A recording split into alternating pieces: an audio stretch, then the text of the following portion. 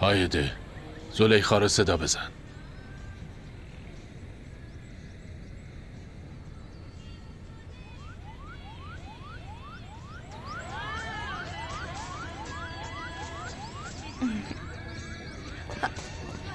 صبحانه آماده است؟ آره. بابا هم هست یا رفته خونه عمه؟ گفت که صدات کنم. از تهمتی که به هم زدن مبرا شدن.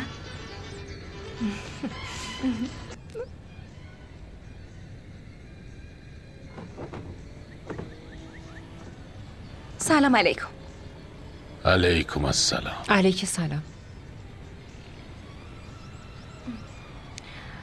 امروز داشتم به یه چیز عجیب فکر میکردم.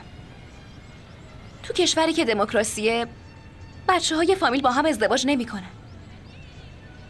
میدونین چرا؟ چرا؟ با این ازدواج سیستم برادری تقویت میشه. همه هم میدونن که بزرگترین آفت دموکراسی همین سیستم برادریه. اونایی که بیرون از فامیل ازدواج نمیکنن به چیزی جز برادری رأی نمیدن. برای همینم پیشرفت نمیکنن. انقدر چرت و پرت نگو و صبحانتو بخور. راست میگم بابا. بین ما از ازدواج بیرون فامیل حرف میشه، اما ما بهشون میگیم که دختر به غریبه ها نمیدیم. حالا شما بگین بابا، چطوری یه مسلمون به یه مسلمون دیگه میگه غریبه؟ قابل درک نیست. عاطفه، به دخترت بگو که ساکت شه و صبحانشو بخوره. چطوری صبحونه بخورم؟ من خیلی ناراحت شدم.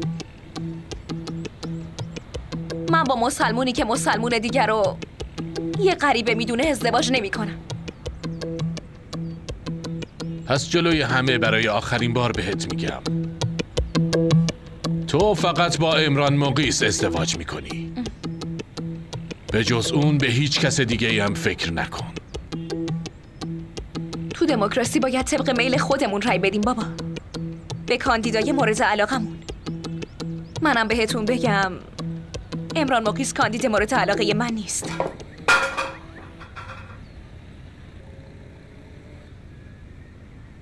چقدر بی‌ادبی زلیخا.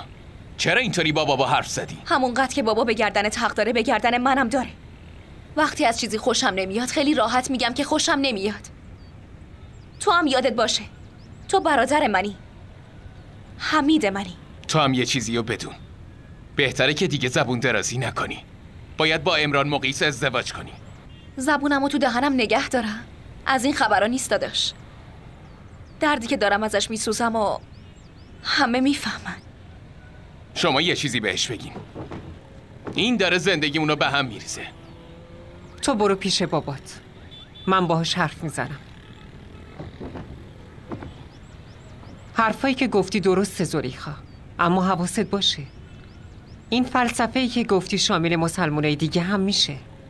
حواستو جمع کن. نه عزیزم، اصلا نگران نباش. تو حتما سر حرفت بمون.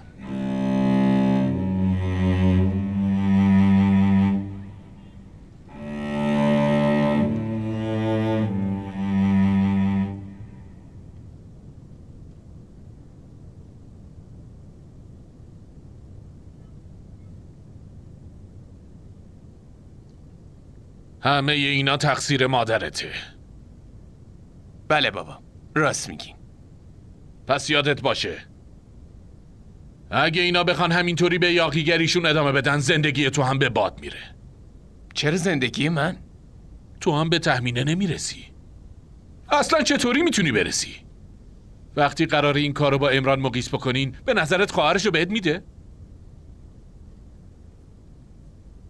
نباید مراسمو برای یک شنبه هفته آینده تعیین میکردیم.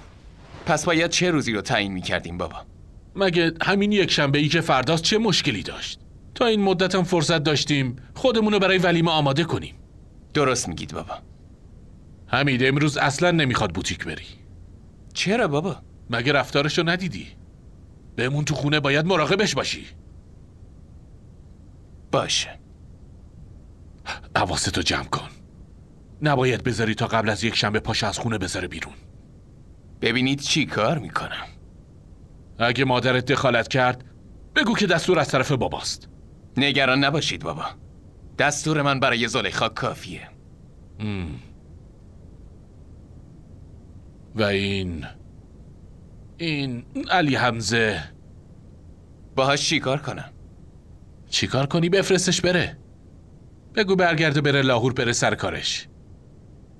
بابا من باهاش دوستم، نمیتونم اینو بهش بگم. اون عتیق دوست نیست، نقاب زده و اومده خونمون. مامانشم از زلیخا خواستگاری کرده.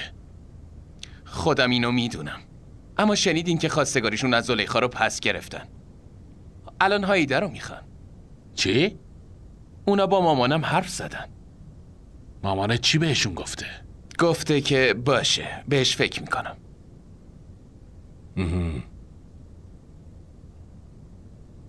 شما مخالف نیستین؟